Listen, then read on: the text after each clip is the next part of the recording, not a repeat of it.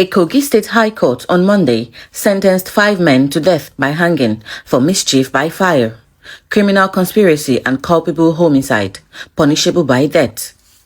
In the judgment presided over by Justice Seun Okinbaloye at Ankpa Division of the High Court, the men Aliyu Amadu Makolo, Yakubu Idaji, Danjuma Yusuf, Muhammad Yusuf and Muhammad Relwanu Dikadi from Aku Village, Ankpa local government area of Kogi State, were charged before the State High Court in 2020. Delivering the judgment, which lasted for almost 3 hours, the judge said that all evidences submitted by the prosecuting team found them guilty. Prior to 2019, there were reports of lingering disagreement over who amongst the family in Aku community will produce the village head. Locals said the dispute over the Onu Aku stool has been on for many years. However, this tussle was somewhat laid to rest when the then Ata of Igala finally bidded Chief Sylvester Mamedu Sule on the 29th of December 2019 at his palace in Ida. The prosecution said on January 29, 2020, several men armed with various weapons including machetes and locally made guns invaded the community, setting properties on fire and hacking Chief Sylvester Mamedu Sule to death along with his elder brother, Mr. Owochi Sule Onu, and one other. The lifeless body of Owochi Sule was thereafter butchered, tied in a sack bag and dumped in a well. Prosecution counsel M.A. Abaji, in his final written address, submitted that the defendant's plea of not guilty were only a mere denial. Defense counsel Isaac Ekpa, in his final written address, argued that the prosecution had not proved his case beyond reasonable doubt to warrant the conviction of the defendant. However, the trial justice ruled that the prosecution had proved its case beyond all reasonable doubt, saying that denial of commission of offense did not amount to not committing it. Briefing journalists, the prosecutor thanks the court for the judgment, which he said reflected the true situation of things. Judgments are delivered according to evidence presented before the court. And what the court has done today is to look at evidence that was presented before him and arrived at the conclusion of the matter.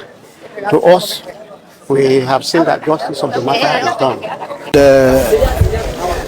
The case that came to an end today is a case of culpable homicide punishable with death and under sundry offences. And the summary of it is that the court held that the prosecution had proved the case beyond reasonable doubt and he convicted 5 persons. Yes, we are satisfied with the outcome. And like as I said, on behalf of myself, of my family and I, the Adukunyanu with our family, we are pleased with the judgment today. I want to, thank His Excellency, the former governor of Kogi State, because it happened when he was in office. And as a governor, he allowed the law procedures to take its place. Equally, I want to thank his successor, His Excellency, Ododo. He came in, and I'm sure he was briefed on the issue. And as someone who is reasonable and knows what the law is, that justice must prevail, he never intervened. There is nobody that will fall victim to such a heinous crime, and at the end of the day, judgment is being delivered that will not be pleased. It's a long journey, a process that went through the hands of 3 other judges before Justice Seun Okinbaloye finally did the needful as regards to following the due process of the law. He was fair and just in his judgment.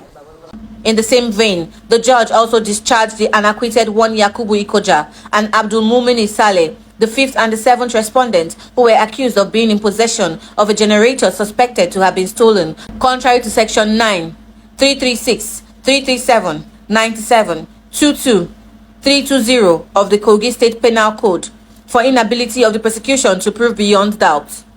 The prosecution expressed optimism that other suspect David Adoyi Abba, a prime suspect and mastermind of the crime, Tahil Abdul, aka Iye Popo, youth leader, Solomon Odaun Ogbo, vigilante chairman, Jibril Okpanachi, Farouk Okpanachi, and Francis Bala Aboni, who were said to be at large, will be apprehended and made to face the justice.